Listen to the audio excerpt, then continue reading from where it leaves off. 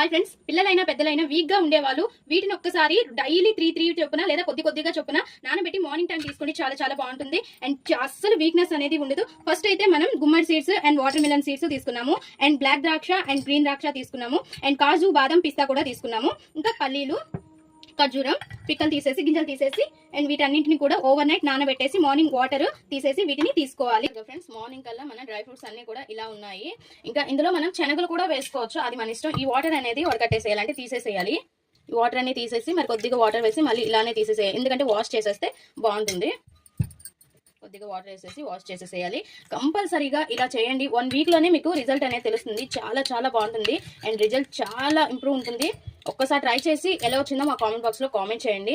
అయితే మాత్రం చాలా హెల్తీ ఫుడ్, ఎటువంటి ప్రాబ్లమ్స్ ఉండవు.